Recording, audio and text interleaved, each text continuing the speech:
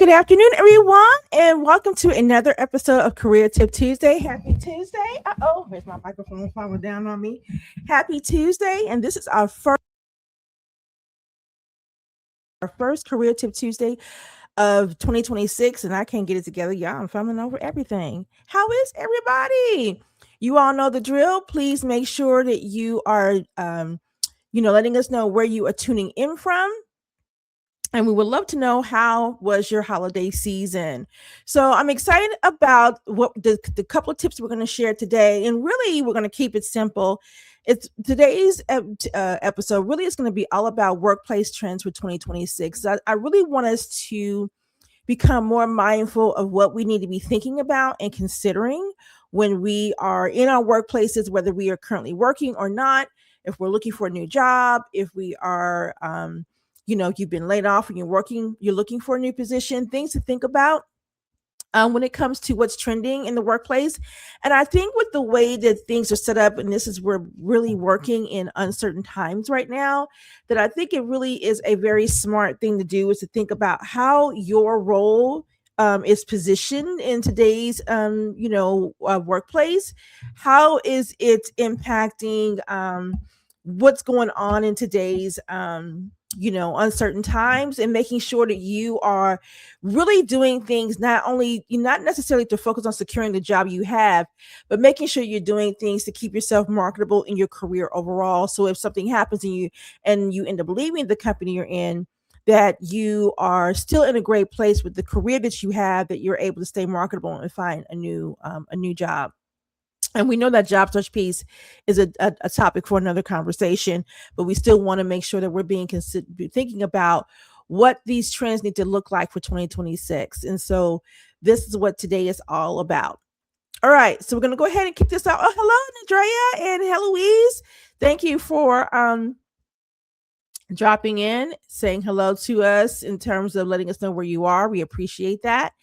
I'm going to go ahead and jump in with what these workplace trends are for 2026. Now, I did a little bit of research, and I'm going to probably do a lot more because I didn't want to start to go down a rabbit hole so early into the year. I was like, let me not go down this rabbit hole while I'm sitting around for hours thinking about that. But I did want to make sure that I share something. So I have my little iPad here because I'm kind of have a little couple of notes I'll be sharing with each one of these as we go along.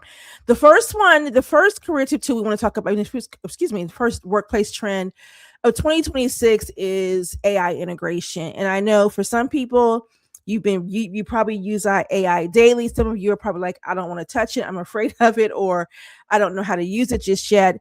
But it's not just a tool, it's really starting to become a way for us of how we get work done. And so you've got to think about human plus AI. All right. How these two things are going to become mainstream with each other, and you're going to start to be able to use them in collaboration with people and the systems together. So it's going to become a part of what you do at some point. I know some of you are afraid that it's going to eliminate your roles, and that's not necessarily true. Now, there is an implication in terms of the proficiency of using some of these AI tools, and that's really up to you to start proactively learning how to use them on your own, unless you have individuals out there who are teaching on how to use these. Using AI really is simple. I think where it can get a little bit more complex is that if you don't know how to write specific prompts, which is easy to kind of do because people are creating prompts and you can just use those. But then if you're starting to code and things like that, that's where it gets a little bit more complex. But just overall, just being able to use it simplistically, just start there and get comfortable with that process. I mean, it could be asking for it to give you a recipe or asking a question about history, whatever that looks like for you. Now, going back to the implication piece, it really, if you're thinking about implications, that's still yet to come because it is still a new tool. So with anything, there will be implications of some sort, but a lot of times those are going to be human generated because we know how we do human nature. Some of us tend to use things the way we're not supposed to. So when it comes to this, we think about there's going to be governance around it and things like that, specifically within companies and how leaders use it. But it's individuals like us in doing our work and things like that. Just think about how it can help you to be more efficient, effective, and things of that nature. The next tip is going to be about the rise of soft skills. Now, this really isn't new, right? We always talk about soft skills. We talk about soft skills here. I'm in BCWN, but this is more of human centric soft skills. So we're talking about like creativity, make if you individual who has empathy, because empathy is a strength, leadership, collaboration, critical thinking. All these things are still going to be in high value because AI can't do these things, but humans can. So this is a great time to start to go back and maybe reevaluate what your leadership skills are. Maybe what are your strengths, your superpowers, and making sure that you are utilizing those things within your role. Now, what I recommend is that organizations start to put emphasis on psychological safety, trust, and making sure that employees have a voice when it comes to cultural drivers within their organization in terms of driving the workplace culture itself. So that's something that I recommend the organizations start to consider. But when you think about human centric experiences, or maybe driving your performance around those human centric soft skills, I think it's important that employees start to learn how to influence and leverage those within their organization. So just think about what that looks like. Now, the implication of that can be, if you're investing in people's skills and well-being, that that if you're trying to integrate it with technology, that can be hard because it just doesn't work that way. But I still think that professional development is still something that companies should invest in with their individual employees, and giving them an opportunity to hone in and cultivate and develop and strengthen those people skills, because that's something, again, that AI cannot replace. So that's kind of my 2 cents on that. And with this being the first of the year, please, I'm open for questions and if you may have and want to know kind of what's on your New Year's to-do list in terms of getting things accomplished for the year, not resolutions, but what is it that you want to accomplish this year? And it's because we are career oriented. What does that look like? What are some of the things that you're wanting to accomplish within your career that you maybe need help with? All right, so that's number 2.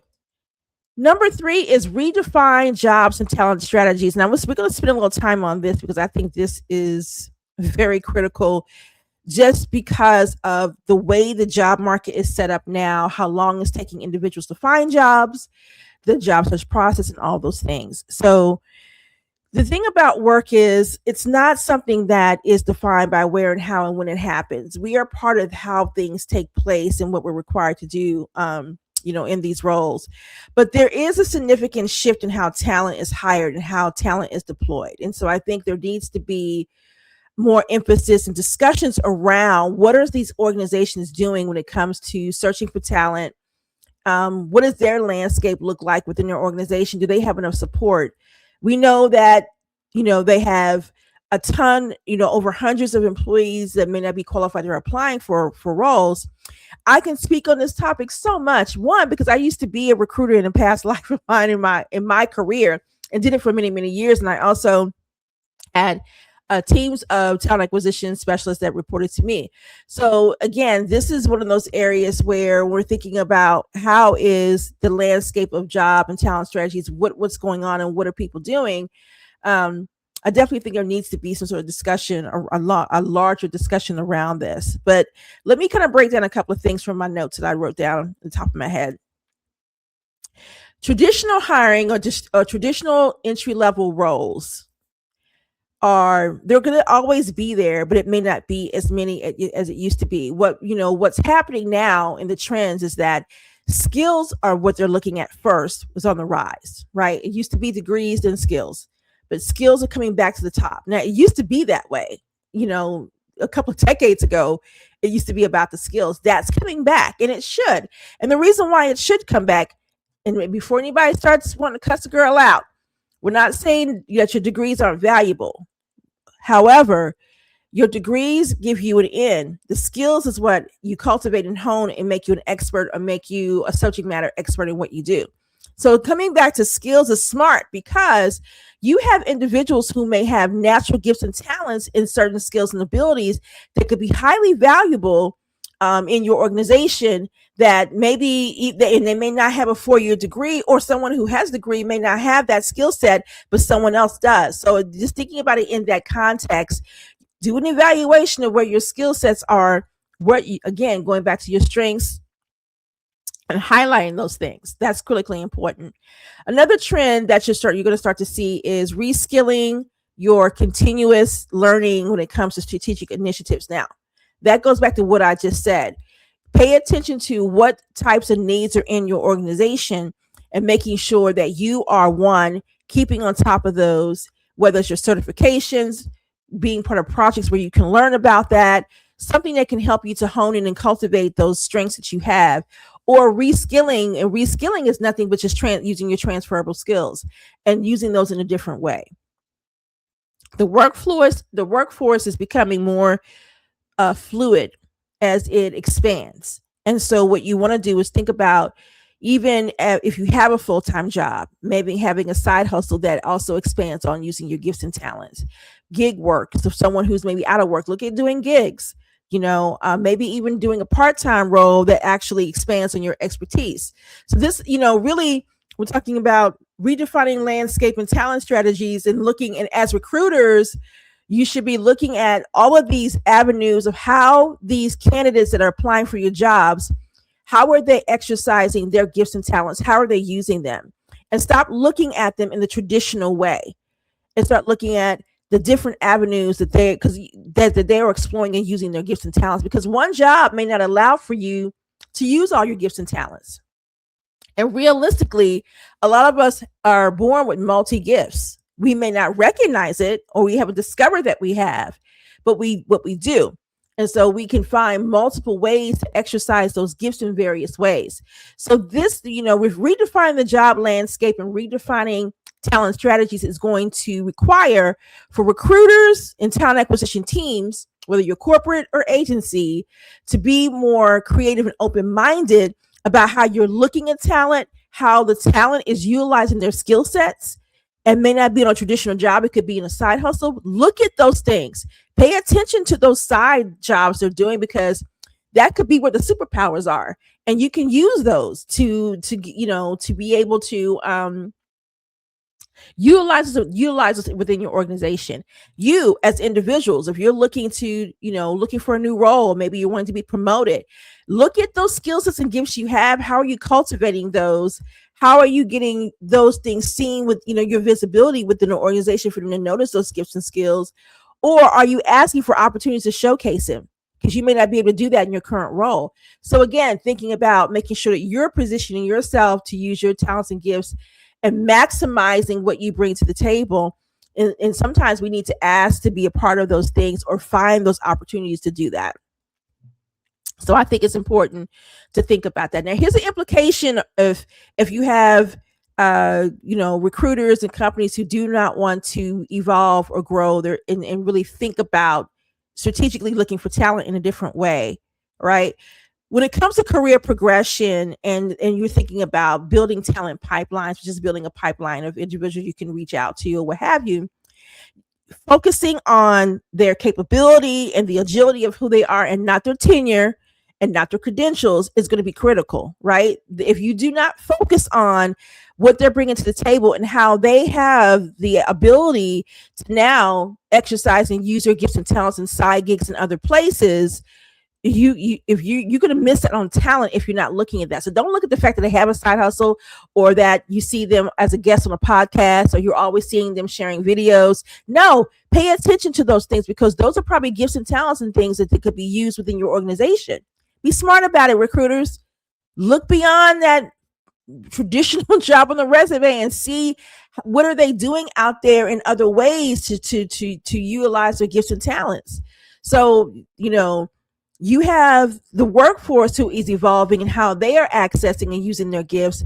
Now recruiters need to be making sure that they're being open-minded and changing and looking at it from a different perspective as well.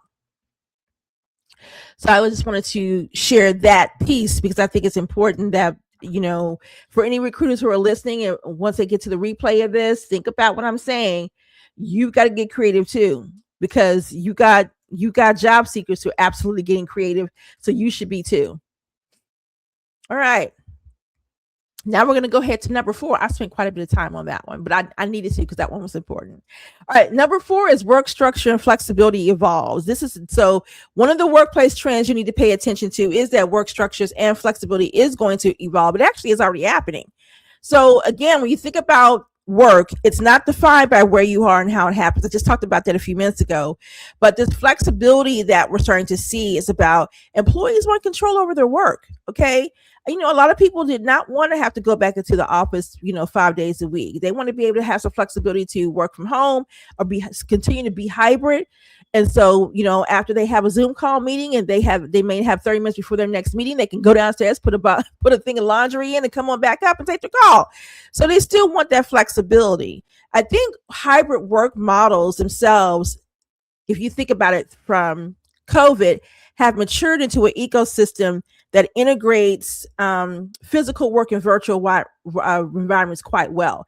I think that we have learned to master that in a way that works for our lifestyles too.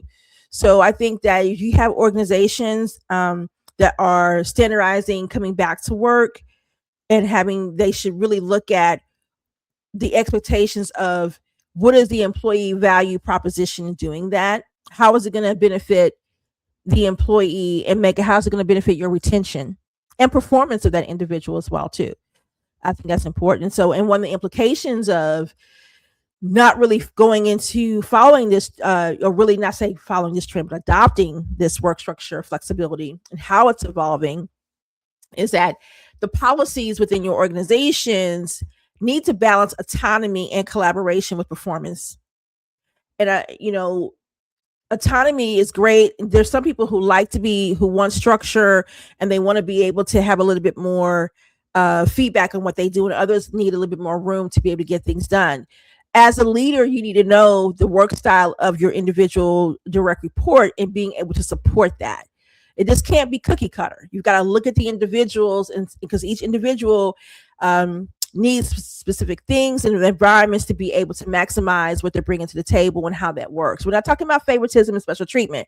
We're talking about you understanding the individual work style of the direct reports that you have and being able to create a work structure and flexibility around what that looks like. And there's nothing wrong with that. That is actually you maximizing your direct report and their skill sets, and also you are creating retention. I'm talking HR, my HR hat's on now. And you're talking about retaining that employee, being able to be open to that. So I think that's important to think about as well. All right, we're going to move on to number 5, which is the employee experience as an advantage, competitive advantage at that, to be honest. Workplaces, when you think about where they are, what are they doing, should I say, what are they doing to shape the talent outcomes? Not just performance wise, but what are you doing to support mental health? Are you making sure that things are equitable? Are you still acknowledging and providing recognition and influence to the individuals who are showing up and working and engaging, and they're highly engaged in the work that they do? So as the leadership expectations grow from individuals, so does transparency. So does needing to have empathy, but the values also have to be in line regardless of what's going on. All this is critical more than ever now. Transparency, empathy, and psychological safety is another one too. I can't stress enough about that, because when you think about workplace culture should not be sold about perks. Workplace culture needs to be sold around trust, around belonging, and around psychological safety. Yes, that's still a thing, because before D&I was hot, belonging was something people always naturally want to feel, which is being a part of the team, being part of the group. That's not going to go away. So again, culture should not be sold as a perk. You should be focusing on trust, belonging, and psychological safety. And how leaders can set that up is by being transparent, showing empathy, and making sure their values are aligned. And all that's critical. This whole employee experience needs to be packaged and delivered and presented in a whole different way. You want to, that's why I said as an advantage. Okay. You're talking about it's an employer's market, but when you go into these restaurants and I'm sure people see this across the country, or you go into certain places, it's like, they don't have any help. And there's like 3 people back there and you got 5,000 orders and it's taking forever to get them, right? So just think about how are you setting up this employee experience within your organization and use it as an advantage, to make sure that you are retaining the talent that you have. And again, this goes back to, we're not talking about your HR selling your, EAP, right? We're talking about what are you truly doing to support mental health? What are you truly doing to make sure there's equity within your organization? And what are you doing to make sure that you are recognizing and influencing high engagement and that you are keeping your retention numbers high? I know I'm talking HR right now, or KPIs, metrics, whatever you want to call it. But again, critical to what you're doing. So I think it's important to consider that. You all are quiet for it to be, first day. I mean, what is this? Is this the first Tuesday of the year? Yeah. Okay. Yes, it is. You all are quiet. So please ask me any questions you'd like to. It doesn't have to be related to what we're talking about today in terms of workplace trends. You may just have an overall career question you want to ask. Please do not be afraid to ask that question. All right. And our last one is data-driven people management. Now, I almost didn't put this one, I'm going to be honest, you all, because I got this love-hate type of feeling when it comes to data. Okay, I know data is important, but when it comes to driving it from people management perspective, I don't get the warm and fuzzies from that, but I still think it's important to talk about. And so when we think about this is for all of our HR professionals or talent functioning individuals who, work with talent in this space. A lot of HR and talent functions are becoming more analytical and strategic. Now, let me back up for a minute. I would say probably in the last 20 years, HR and talent functions have really been strategic all along, or it's moved into that direction. It's fully already here. And it has been moving in that direction for the last 20 years, but it's already here to stay. But I think what has happened in terms of looking at trends for 2026 is that we're looking at HR being able to predict specific things to help with workforce planning and performance evaluation. That's really what that means, is how is HR taking more of a hand or shape into supporting workforce planning and performance evaluation, which means they've got to be more involved in other aspects of the business for them to be able to even offer up insight and strategy to what that looks like. So they have to have a seat at the table for them to be able to help to predict some of those things, to help shape it. And that goes back to individuals having the power, privilege, and influence, or power, positioning, and influence to be able to create that. So that's one people-driven data management piece. The next one is continuous learning tools, right? Which means that companies should start looking at what are you putting in place that is helping to continue to improve the skill sets of the talent that you have so you can retain them. But they also feel like that what they are learning is going to be valuable for their career trajectory in the long term. That's important too. Now, the trend that I saw in terms of data-driven people management is talking about continuous learning tools replacing annual reviews, which we shouldn't do that. But it talks about having a real-time feedback, which you should always get. So I'm a big component of, you don't wait and tell me about everything I did all year in the annual. We should be having our check-ins, whether it's, are we going to have our one-on-ones we should be having anyway, whether it's a monthly, bi-weekly, whatever you want to call them, or at least quarterly. So we know what's going on. So if there is an area where there is a challenge, you get ahead of that, provide support and resources and tools for your direct report to be able to overcome that challenge and not wait until review to talk about it. So again, I think that continuous learning tools, continuous listening tools, those things are important. Again, I think that if you're a boss, here's the thing, this is just me. Okay. This is just me talking, you all. All right. This is me talking.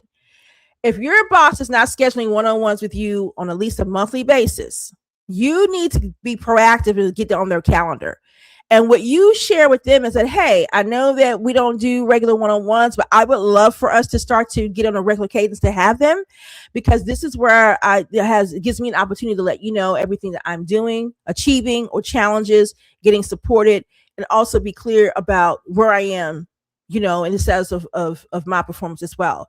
Get ahead of that. Stay proactive. You have control over specific things in your career. Be proactive in that aspect. And one of the things I'm going to share at the end of this is talking about what we're doing and kind of what our focus is for BCWM in terms of our education to Black women moving forward in 2026 and beyond when it comes to our roles and the elevation of that. So again, you have the power to be able to drive that. And if you have a boss who doesn't want to do that, you need to have a conversation, because it's important for you to be able to stay on top of what you need, what's working, what's not, and not waiting until your annual review to have those conversations. And then the skills inventory, skills inventory, when I think about that, and then your own development, you can create that plan, bring people into it who are influential, who can help you support that. But it's up to you to plan it. Again, looking at the bigger picture. Don't just go into this year and say, okay, I want to be a leader, but then you don't have a plan on how you're going to do it. Got to be strategic. What does it look like in your organization to set up that strategy? Or if you see it's not there, then are you looking for another opportunity? So again, it just depends on where you are, but you have to have a strategy and the strategy is supposed to help you seek a little bit more clarity around what you need, support, resources, all those things. Now, for this last one, when we're talking about implications when it comes to people-driven data and management, here's the thing. People decisions are increasing, but it's evidence-based. And what I mean by that is they want to see it, right? It's not going to be intuition-based. It's going to be more factual-based, so they have to see it. It's always been that way, but it's really more emphasis on it now, which means that you have individuals who are just not going by their gut and saying, oh, I think they're in this direction. It's what can they see? What has been clearly accomplished that they can do. So again, if you are basing it on evidence-based only, you got to have a little mixture. Now it's increasingly happening, but you've got to make sure that you got the receipts, but also if you see an individual who has potential, support it and cultivate it. So I hope that's helpful for that. The bottom line is I'm going to give a career smart tip so we can go ahead, and I know we had a question to answer. Here's a career smart tip. Don't just adapt to the workplace trends. Position yourself to benefit from them. Okay. AI, flexibility, shifting from job structures reward you, professionals to build visibility and influence. And I can't stress enough about that.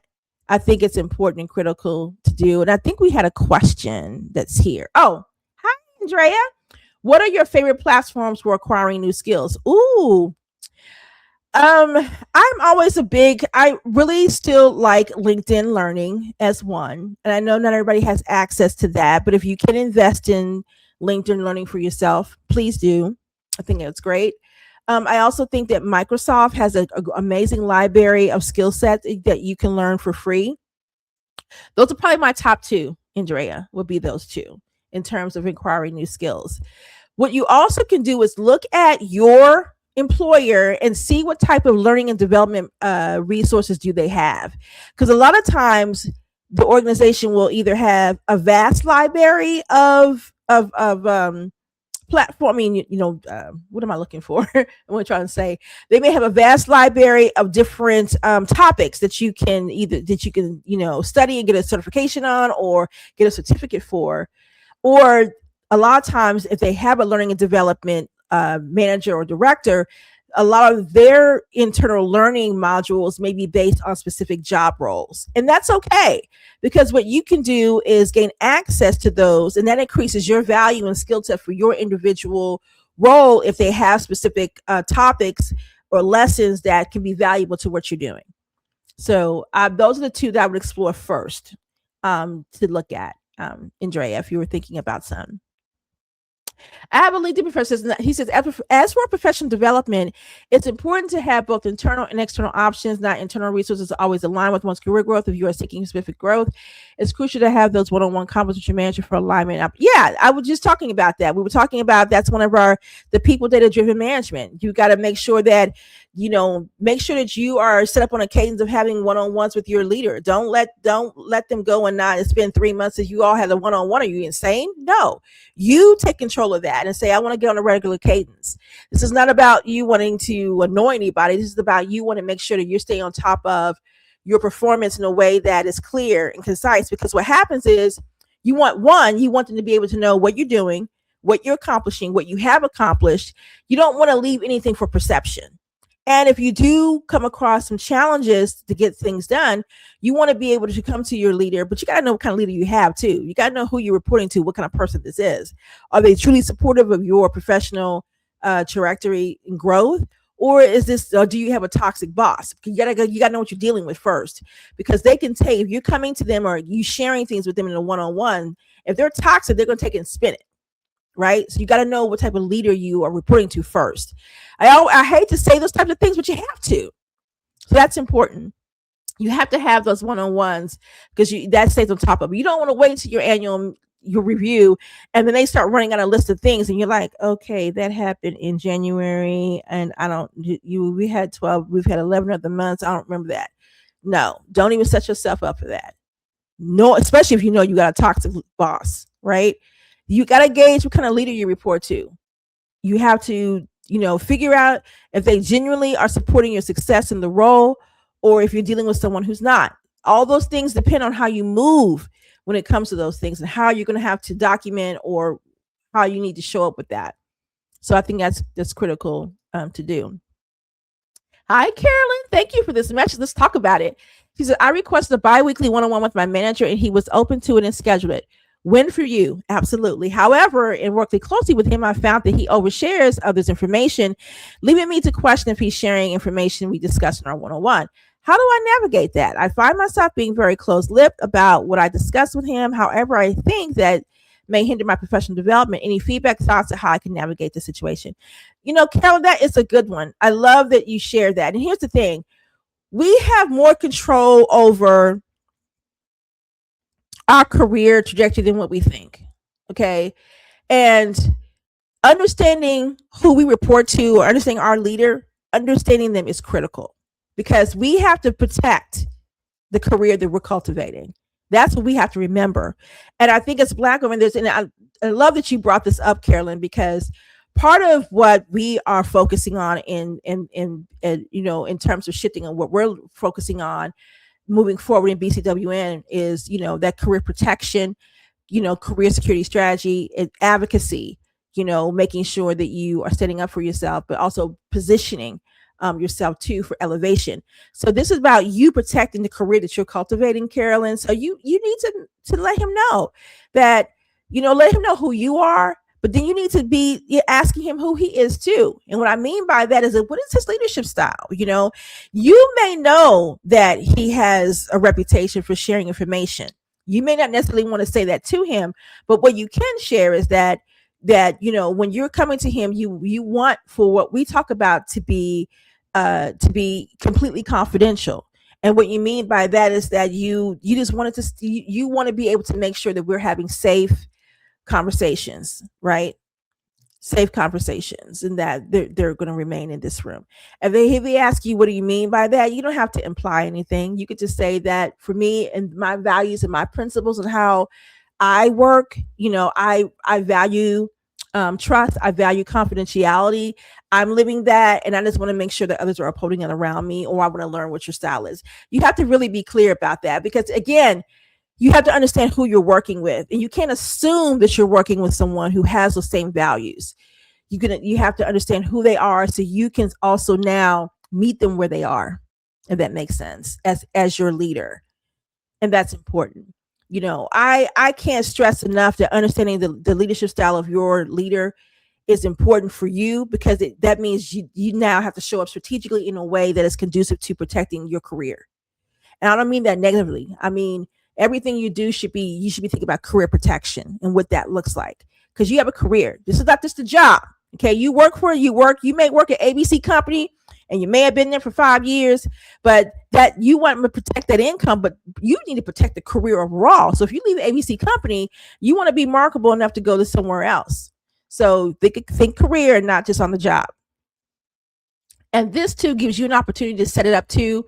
This is really career protection for you in a way, Carolyn, by being able to be clear that it's important for what we talk about to be to be confidential, but do it and say it in a way that that doesn't feel like it's shift blaming, but where it looks like it's coming from your value system. So just practice that, write it down, and think about how you want to mention that. But I think it's important for you to acknowledge that you want things to be between the two of you. That's critical to do.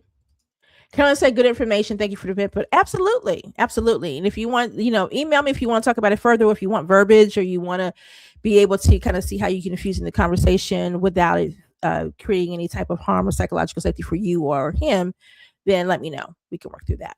All right, you guys, I think that was it. I know that we started off a little late starting out today, but thank you for the questions. And again, I have a gift for you all. So we've been sharing this for a while. Oh, look, we got another question. Okay, here we go. I was recently placed in a new role with an organization that I returned to after several years. My supervisor had no choice in my placement.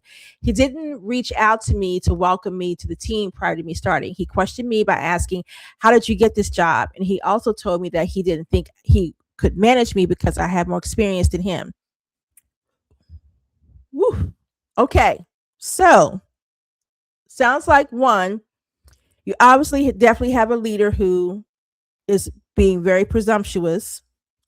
Yes, I will send you the session on career protection. Absolutely. Absolutely. Drea, if you can go to my LinkedIn page and send me a message, and then I'll send you a link back so you can get it scheduled. Just go to find Sherry Sims. I mean, because you're in the BCWN page now, but go to my LinkedIn page, which is Sherry Sims, and then send me a message, and I'll send you a link, and we can schedule it.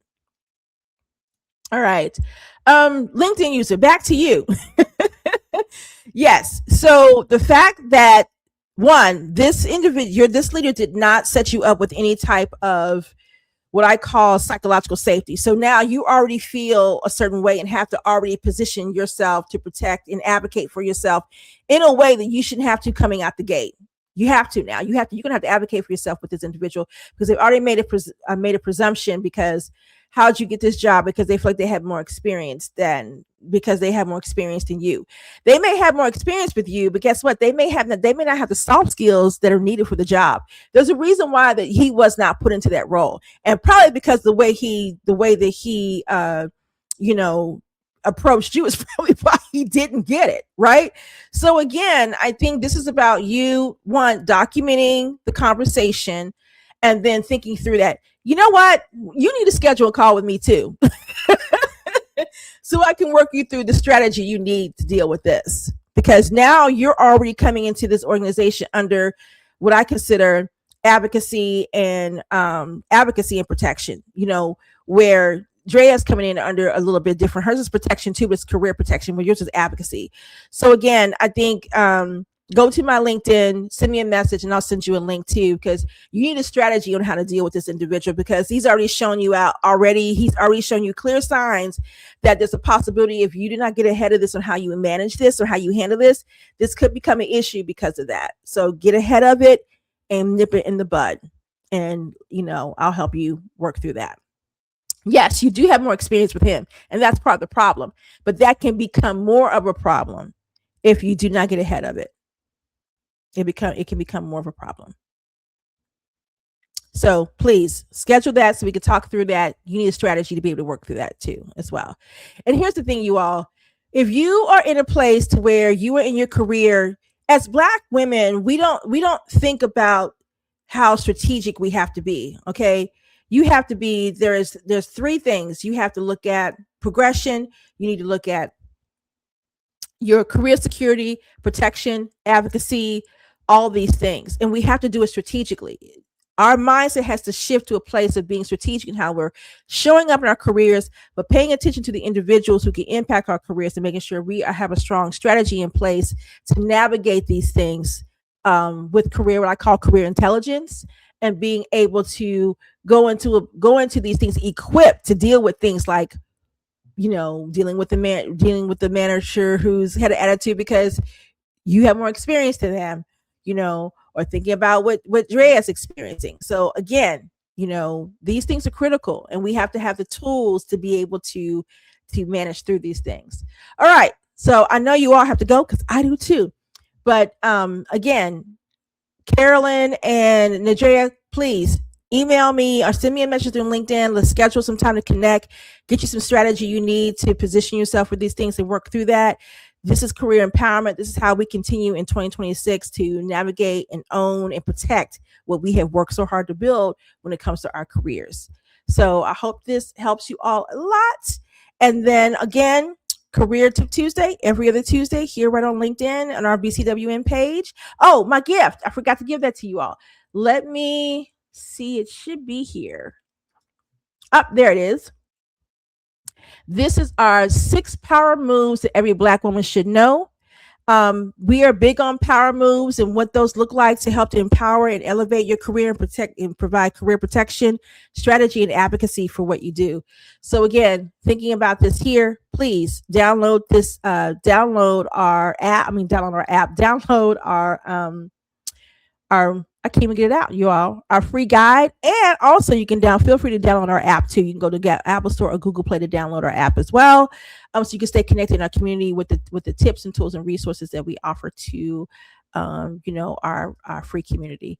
All right, you guys, I'm gonna go. Happy New Year to everyone. We'll see you in 2 weeks, and have an amazing rest of your work week. Bye, everyone.